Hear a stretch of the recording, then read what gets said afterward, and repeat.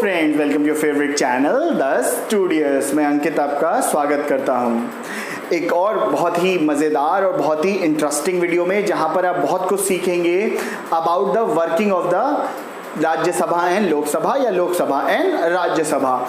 यहाँ पर बेसिकली ये जो टॉपिक है क्लास 10 का टॉपिक यूनियन लेजिस्लेचर से है। साथ ही साथ कॉम्पिटिटिव एग्जाम्स में भी बहुत इंपॉर्टेंट मोशंस के बारे में आपसे पूछा जाता है, प्लस डिफरेंट टर्मिनोलॉजीज जो यूज़ होती हैं आपके लोकसभा और राज्यसभा में, उसके बारे में हम लोग आज बात करेंगे।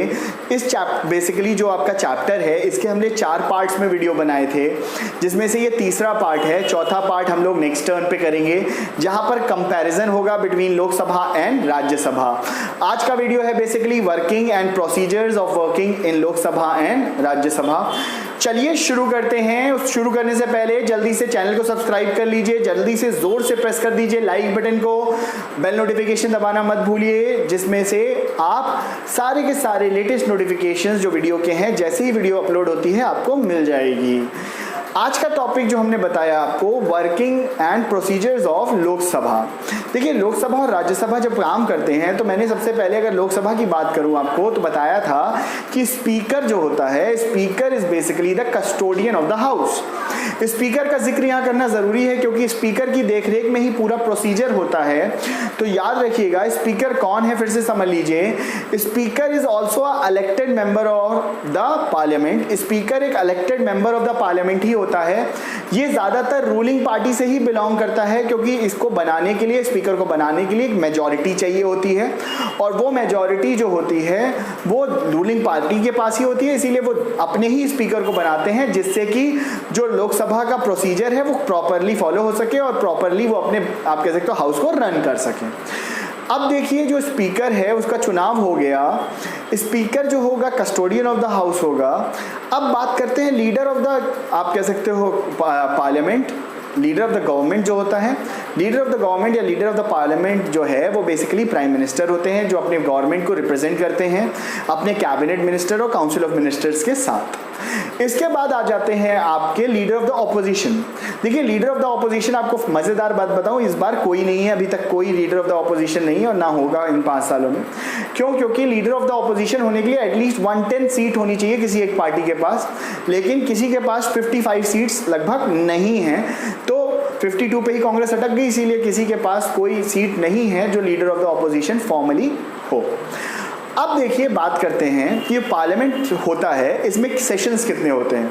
मैंने आपको बताया था पार्लियामेंट में हमारे इंडिया में 3 सेशंस होते हैं, जिसमें से एक बजट सेशन होता है, एक जिसमें प्री बजट सेशन होता है, एक पोस्ट बजट सेशन होता है। प्री बजट सेशन में उसको पेश कर दिया जाता है, फिर पास किया जाता है, फिर मॉनसून सेशन आता है, फिर विंटर सेशन आता है। लेकिन आपको ये चीज हमेशा याद रखनी है कि मिनिमम कितने सेशन होने चाहिए, और वही एग्जाम में पूछता है। What does the question asks in your examination, that at least how many sessions must be there? 2 sessions. At least how many sessions? 2 होने चाहिए। 2 से कम तो हो ही नहीं सकते, at least 2 होने चाहिए। Without the gap more than 6 months. 6 month से ज्यादा का गैप भी नहीं होना चाहिए। अगर 6 मंथ से ज्यादा का गैप हो गया, यानी कि वो आपका गलत। सेकेंड इंपॉर्टेंट चीज, अब हम बात करते हैं आपकी how does a bill becomes a law. बहुत ही कॉमन क्वेश्चन होता है लोगों के मन में कि एक बिल लॉ कैसे बनता है। सबसे पहले समझ लीजिए बिल है क्या। What is a bill? Bill is a proposal that a minister or the cabinet of minister presents in front of the parliament. ये एक तरह का प्रस्ताव होता है, प्रपोजल होता है, जो आप कह सकते हो मेंबर ऑफ द पार्लियामेंट या आप कह सकते हो मिनिस्टर्स पेश करते हैं पार्लियामेंट में। इस पे फॉर्मल डिस्कशन किया जाता है, इस पे अगर कोई चेंजेस करने हैं तो उसको अमेंडमेंट किया जाता है, और फिर उसके बाद फाइनली वोटिंग करके इसको पास किया जाता है। जब एक हाउस से ये पास हो जाएगा, मान लीजिए लोकसभा में पेश हुआ, ये पास हो गया, तो ये जाएगा राज्यसभा में। जब ये राज्यसभा में जाएगा तो यहाँ पर फिर से इसको टेबल करना पड़ेगा, इस पे डिस्कशन होगी, इस पे कोई अमेंडमेंट होगा तो वो मूव किया जाएगा और फिर इसको पास किया जाएगा। अगर मान लीजिए कोई अमेंडमेंट है तो इसको लोकसभा में जाकर उन अमेंडमेंट पे चर्चा करके उस अमेंडमेंट को भी पास करना पड़ेगा। मान लीजिए कोई अमेंडमेंट नहीं है तो सीधा फिर प्रेसिडेंट के पास चला जाएगा for the signature of the president. जिस दिन पर प्रेसिडेंट साइन कर देते हैं किसी भी बिल पर तो वो बन जाता है लॉ।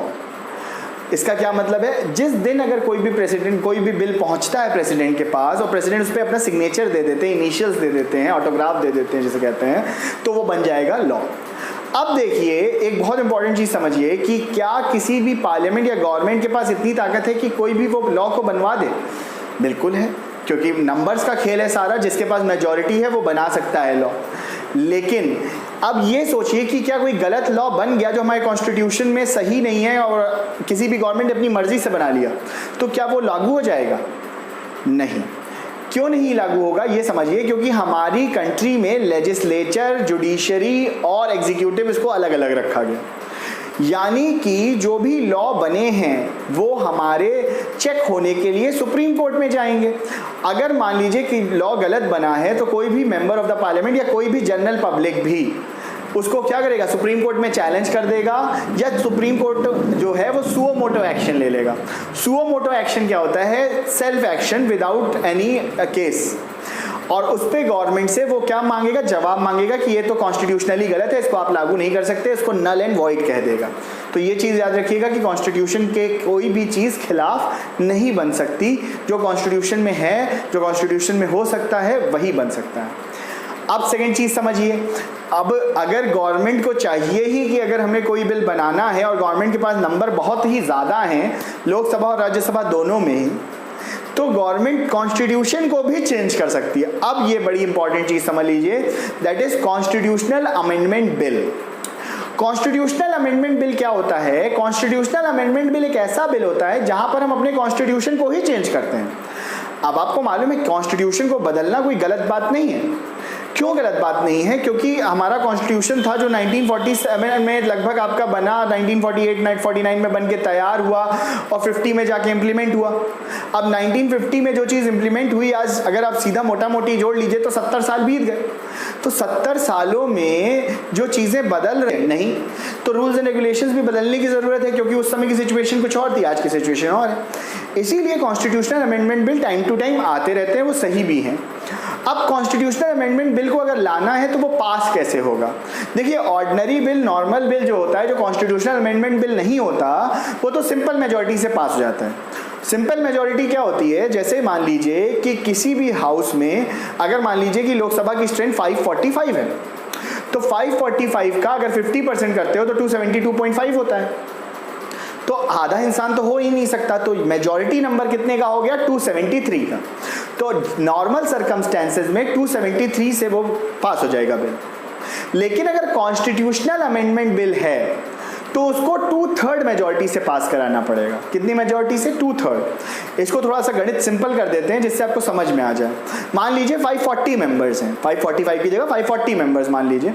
अब इसको 3 से डिवाइड कर दीजिए। जब आप 3 से डिवाइड करेंगे तो कितना आएगा? 180 आएगा। 180 इंटू 2 कर दीजिए, यानी कि 360 मेंबर्स। तो अगर कॉन्स्टिट्यूशनल अमेंडमेंट बिल को पास कराना है तो लोकसभा में कम से कम 360 मेंबर्स इनके फेवर में वोट करें। इसी तरह से राज्यसभा में भी 2/3, दोनों जगह, दोनों हाउसेस से 2/3 मेजॉरिटी से ये पास होना चाहिए, तभी जाकर कोई भी कॉन्स्टिट्यूशनल अमेंडमेंट बिल पास होता है। उसके बाद प्रेसिडेंट का सिग्नेचर होता है। तो याद रखिएगा, otherwise constitutional amendment bill pass नहीं हो सकता। अब आप बात कर लेते हैं एक बहुत इंपॉर्टेंट टर्म की, जिसका नाम है ऑर्डिनेंस। ऑर्डिनेंस क्या होता है? बहुत इंपॉर्टेंट है, समझ लीजिए, क्योंकि ऑर्डिनेंस जो है एग्जाम में 1 नंबर में या 2 नंबर के क्वेश्चन में आपके लॉन्ग आंसर्स में क्लब होके आता ही है। सिविक्स का पोर्शन आपका ICSE बोर्ड में 30 मार्क्स का आता है, जिसमें से 1 मार्क्स के जितने भी क्वेश्चन होते हैं ना, सारे सिविक्स से ही आते हैं, याद रखिएगा। तो 1 मार्क्स के सारे क्वेश्चन आपको सिविक्स से प्रिपेयर करने हैं, इसलिए डिटेल में स्टडी करिए और बहुत प्रॉपरली सुनते जाइए, नोट्स बनाते जाइए। तो ऑर्डिनेंस क्या है? What is an ordinance? Ordinance is a temporary bill. बहुत इंपॉर्टेंट है, समझ लीजिए। ऑर्डिनेंस एक तरह का टेम्परेरी बिल है that is been passed when the parliament is not in session. जब पार्लियामेंट सेशन में नहीं है, मान लीजिए पार्लियामेंट सेशन में नहीं है, अभी कोई बहुत बड़ा विवाद हो जाए, मान लीजिए चाइना से लड़ाई हो गई, कुछ दिक्कत हो गई, पाकिस्तान से लड़ाई झगड़ा छिड़ गया, तो उस समय अगर कोई बिल बनाना है तो गवर्नमेंट तुरंत पार्लियामेंट नहीं बुलाएगी, गवर्नमेंट एक ऑर्डिनेंस बना देगी। ऑर्डिनेंस बनाकर वो प्रेसिडेंट से सिग्नेचर ले लेगी।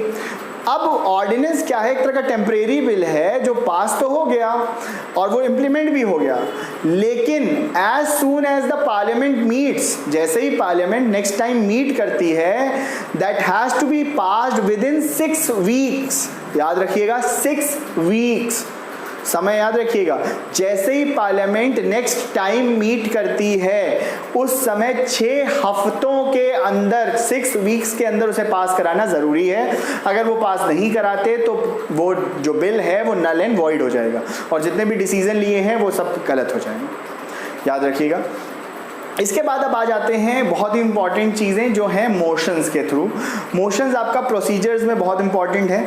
अब देखिए कोई भी प्रोसीजर अगर पार्लियामेंट में फॉलो करना है, कोई भी चीज़ें फॉलो करना है, तो सबसे पहले आपको स्पीकर से परमिशन की ज़रूरत है। स्पीकर से परमिशन की ज़रूरत क्यों होती है? क्योंकि speaker he custodian of the house है और 14 दिन का एटलीस्ट स्पीकर को बोलते हैं समय होना चाहिए। स्पीकर को प्रायर नोटिस बोलते हैं। प्रायर नोटिस मतलब पहले से इन्फॉर्म कर दीजिए और 14 दिनों का समय स्पीकर लेगा और फिर उसके बाद वो देखता है कि क्या किसी भी चीज़ को एक्सेप्ट करना है या नहीं। लेकिन ये एक रेगुलर प्रोसेस की बात है। जब कभी कोई इमरजेंसी है या स्पीकर को लगता है अर्जेंट मैटर है तो वो जल्दी भी एक्सेप्ट कर सकता है। कोई बड़ी बात नहीं है कि 14 दिन का फॉलो करना ही है रेगुलर प्रोसीजर। ये एक प्रोसीजर का हिस्सा है। चलिए सबसे पहले मोशन पे आते हैं, that is motion of thanks. Motion of thanks क्या होता है? मोशन ऑफ थैंक्स बेसिकली क्या होता है, प्रेसिडेंट जानते हैं कौन होते हैं? प्रेसिडेंट हमारे पूरे के पूरे कॉन्स्टिट्यूशनल और यूनियन रिपब्लिक या यूनियन लेजिस्लेचर के हेड होते हैं, क्योंकि आपको बताया ना मैंने, बिना प्रेसिडेंट के सिग्नेचर के कोई भी बिल लॉ नहीं बन सकता। तो प्रेसिडेंट जो होते हैं हर बार जब साल में पहली बार क्या होता है, पार्लियामेंट का सेशन मीट कर रहा होता है उस समय, और जब कभी नई गवर्नमेंट चुन के आती है और वो शपथ लेती है उस समय अपना एक एड्रेस देते हैं। एड्रेस देने का मतलब अपना एक संबोधन करते हैं, अपना एक स्पीच देते हैं, that is known as president's speech. याद रखिएगा कब कब देते हैं, जब कभी नई गवर्नमेंट इलेक्ट होकर आती है उस समय, या तो हर साल पहली पार्लियामेंट की जब मीटिंग होती है, मतलब पहला सेशन साल, तो वहां पर प्रेसिडेंट अपनी स्पीच देते हैं, दैट इज प्रेसिडेंट्स एड्रेस। जो प्रेसिडेंट की स्पीच होती है जब उस पर लोग चर्चा करते हैं, उस पर थोड़ा चर्चा होती है कि प्रेसिडेंट ने क्या बोला, कैसे बोला, अच्छा बोला, बुरा बोला, और उसके बाद एक पूरा मोशन होता है कि मोशन ऑफ थैंक्स के फॉर्म में उस पर वोटिंग होकर उसे पास कर दिया जाता है, that is motion of thanks. इसके बाद देखिए कुछ बेसिक प्रोसीजर्स की अगर हम बात करें कि जो हमारे पार्लियामेंट में फॉलो होते हैं, जिसमें सबसे पहला आता है आपका क्वेश्चन आवर। क्वेश्चन आवर क्या है? देखिए question our is basically 1 hour that is reserve for asking the question. ये 1 घंटे का समय जहां पर पार्लियामेंट में लोग सरकार से, सरकार के प्रतिनिधि से, मिनिस्टर से सवाल पूछ सकते हैं कि गवर्नमेंट क्या काम कर रही है, कहां पे क्या दिक्कतें हैं, वो कहलाया जाता है आपका क्वेश्चन आवर। ये 11 से 12 का समय होता है जो usually first hour of the parliament होता है, ये क्वेश्चन आवर के फॉर्म में होता है। सेकेंड होता है जीरो आवर। जीरो आवर क्या होता है? जो होता है वो जस्ट आपके क्वेश्चन आवर को सक्सीड करता है, मतलब जो आपके क्वेश्चन आवर के बाद का 1 घंटे का समय, जहां पर क्योंकि ज्यादातर इतने सारे लोग होते हैं कि क्वेश्चंस खत्म नहीं होते, तो क्वेश्चन आवर को इसी तरह जीरो आवर में मिलाकर बढ़ा दिया जाता है, जहां पे डिस्कशन वगैरह करके और चीजें और क्वेश्चंस कवर कर लिए जाते हैं और उसके बाद पार्लियामेंट में लंच हो जाता है। ठीक, ये हो गए आपके basically zero hours, question hours. ठीक है, अब आप बात करते हैं नेक्स्ट आपका no confidence motion. No confidence motion देखिए क्या होता है। नो कॉन्फिडेंस मोशन बेटा बहुत इंपॉर्टेंट मोशन है, क्योंकि ये चेक करता है whether the government is in majority और नॉट। जैसे मान लीजिए बीजेपी गवर्नमेंट अभी चल रही है, इसके अभी लगभग 350 सांसद लगभग हैं। अगर मान लीजिए ये गवर्नमेंट क्या हो जाए, इसके नंबर्स इतने कम हो जाए कि 270 या 260 पर आ जाए, तो ऑपोजिशन जो है वो कहेगा ना कि भैया इनकी जरा चेक करो कि न्यूमरल स्ट्रेंथ 273 है कि नहीं। आपको मालूम है ना, जादुई आंकड़ा मैजिकल नंबर 273 होता है। तो अगर किसी भी पार्टी का जादुई आंकड़ा 273 के नीचे चला जाए तो उस समय जब कभी हम लोग उस पर आप कह सकते हो उसकी चेकिंग करते हैं कि वो सही में नंबर्स एंजॉय करता है कि नहीं, that is no confidence motion. अगर नो कॉन्फिडेंस मोशन पास हो जाता है, यानी कि वोटिंग में नंबर्स कम आते हैं, तो गवर्नमेंट को रिज़ाइन करना पड़ेगा। अगर मान लीजिए कि गवर्नमेंट ने वो नंबर्स पा लिए, तो यानी वो नो कॉन्फिडेंस मोशन क्या हो गया, फेल हो गया। याद रखिएगा। इसके बाद नेक्स्ट देखिए, आपको बिल्स के बारे में बताते हैं। बिल बेसिकली दो तरह के होते हैं, एक होता है मनी बिल और एक होता है ऑर्डिनरी बिल। मनी बिल क्या होता है? Money bill are those bills which are only presented in Lok Sabha. Money bill वो फाइनेंशियल बिल्स हैं जो केवल और केवल लोकसभा में ही पेश हो सकते हैं। याद रखिएगा, ये क्वेश्चन भी पूछा जाता है, which bill can only originate in Lok Sabha, that is money bill. और ऑर्डिनरी बिल क्या होता है? मतलब मनी बिल को छोड़कर जितने भी बिल होते हैं वो ऑर्डिनरी बिल होते हैं, वो लोकसभा या राज्यसभा कहीं पर भी ओरिजिनेट कर सकते हैं। इसके बाद नेक्स्ट आप देखिए आपका कट मोशन। कट मोशन देखिए क्या होता है, जैसे मान लीजिए गवर्नमेंट ने बजट पेश किया, गवर्नमेंट के बजट में मान लीजिए स्पेंडिंग अगर ऑपोजिशन को बहुत ज़्यादा लगती है कि इन्होंने लाखों करोड़ों रुपए फालतू में खर्चा कर दिए, तो गवर्नमेंट के खिलाफ ऑपोजिशन एक कट मोशन ला सकता है। अगर कट मोशन पास हो जाता है, मान लीजिए कट मोशन पास हो गया, तो पूरी गवर्नमेंट को रिजाइन करना पड़ेगा। क्यों? क्योंकि इससे पता चलता है कि गवर्नमेंट को अपना बजट पास करने के लिए सिंपल मेजॉरिटी चाहिए। अगर उसके पास सिंपल मेजॉरिटी नहीं है, कट मोशन यानी पास हो गया, तो यानी कि इस गवर्नमेंट को भी रिजाइन करना पड़ेगा। इसीलिए कट मोशन बेसिकली आपका कभी कभी थ्योरीज में पूछ लिया जाता है, इसलिए आपको कवर करना है। नेक्स्ट आपका होता है सेंसर मोशन। सेंसर मोशन क्या होता है या सेंसर मोशन क्या होता है? ये एक ऐसा मोशन है जहां पर किसी भी पार्लियामेंटेरियन मिनिस्टर पर, जैसे कोई भी मिनिस्टर है, अगर उस पर कोई चार्जेस लगे हैं या पूरी गवर्नमेंट पे कोई चार्जेस लगे हैं, और पूरे की पूरी गवर्नमेंट या मिनिस्टर, बेसिकली ये ज़्यादातर गवर्नमेंट पे नहीं होता, मिनिस्टर्स पे ही होता है, इनके खिलाफ एक मोशन पास किया गया और उनके ऊपर ये चार्जेस साबित हो गए, तो उस समय उस आप कह सकते हो मिनिस्टर को रिजाइन करना पड़ेगा, that is censure motion. Next देखिए प्रिविलेज मोशन। प्रिविलेज मोशन क्या होता है कि जब कभी कोई सांसद जानते हो ना, सांसद जी के पास बहुत सारी पावर होती है। सांसद जी को कोई अरेस्ट नहीं कर सकता है, सांसद यानी एमपी, उनको कोई अरेस्ट नहीं कर सकता। उनको आप कह सकते हो जब कभी सेशन चलता है, अगर जेल में है तो भी जेल से छुट्टी मिल सकती है सेशन अटेंड करने के लिए, फ्री टिकट्स मिलती हैं सेशन के दौरान आने जाने के लिए, अच्छा खाना मिलता है, स्टे मिलता है दिल्ली में, तो ये सारी चीज़ें बेसिकली ये एंजॉय करते हैं। लेकिन अगर ये पार्लियामेंट की प्रोसीडिंग्स और पार्लियामेंट को सही से पार्लियामेंट में कंडक्ट नहीं करते, बिहेव नहीं करते, तो इनके खिलाफ प्रिविलेज मोशन लाया जा सकता है और इनके राइट्स को कुछ दिन के लिए क्या किया जा सकता है, ख़त्म किया जा सकता है। ये किस पे डिपेंड करता है? स्पीकर पे। नेक्स्ट बहुत ही इंपॉर्टेंट अब बात करने वाले हैं एडजर्नमेंट मोशन की, बहुत ज़्यादा इंपॉर्टेंट है और कई बार आपको पूछा जाता है what is adjournment motion. Adjournment motion देखिए क्या होता है। Adjournment motion is basically a motion that is been passed for urgent discussion over the public issue और गवर्नमेंट और नेशनल इशू।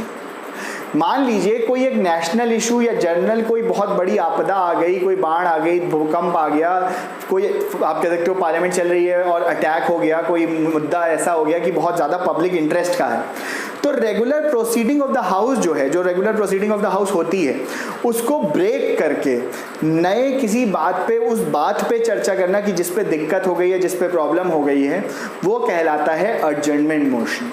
मतलब एक ऐसा मोशन जहां पर regular proceeding of the house को रोक कर किसी एक पर्टिकुलर मुद्दे पे जो बहुत ही ज़्यादा अर्जेंट हो, पब्लिक इशू से, पब्लिक आप कह सकते हो इंटरेस्ट से रिलेटेड हो, उस पर जब डिस्कशन किया जाता है, दैट इज एडजर्नमेंट मोशन। तो ये बेसिकली आपका एक मोशन है। तो ये एडजर्नमेंट मोशन बहुत पूछा जाता है। अब याद रखिएगा क्वेश्चन आर बहुत पूछा जाता है, जीरो आर बहुत पूछा जाता है। तो इस तरह के नो कॉन्फिडेंस मोशन कई बार आता है आपका एग्जाम में। इसके अलावा भी कई मोशंस वगैरह दिए हुए हैं, तो if you have any problem in that motions आप मुझे कमेंट के थ्रू पूछ सकते हैं। अदरवाइज़ ये ज़्यादा इंपॉर्टेंट पोर्शन है। इसमें इंपॉर्टेंट क्वेश्चंस के बारे में अगर डिस्कस करें तो आपको सबसे पहले क्या करना है, याद रखिएगा पहला क्वेश्चन आपके ये शॉर्ट क्वेश्चंस में ही आपका 1 से 2 मार्क्स के क्वेश्चन में ही आते हैं और सारे पॉइंट जितने मैंने डिस्कस किए सब बहुत इंपॉर्टेंट है बोर्ड पॉइंट ऑफ व्यू से। साथ ही साथ ordinance, no confidence motion, question hour, zero hour, adjournment motion, ये 5-6 टॉपिक्स बहुत ज़्यादा इंपॉर्टेंट है, इसको बहुत अच्छे से कर लीजिए। साथ ही साथ आपका थैंक्स मोशन जो है प्रेसिडेंट का। आई होप आज का वीडियो बहुत ही पसंद आया होगा, कुछ नया सीखने को मिला। जल्दी से लाइक बटन प्रेस कर दीजिए अभी तक आपने प्रेस नहीं किया है तो, साथ ही साथ चैनल को सब्सक्राइब कर लीजिए और बेल आइकन दबाना मत भूलिए, क्योंकि यहाँ पे आपको वीडियो के सारे लेटेस्ट नोटिफिकेशन मिल जाएंगे। और साथ ही साथ फिर से आपसे कहूँगा, स्वस्थ रहिए, मस्त रहिए, अपना ख्याल रखिए और देश का भी ख्याल रखिए। जय हिंद, जय भारत। Thank you.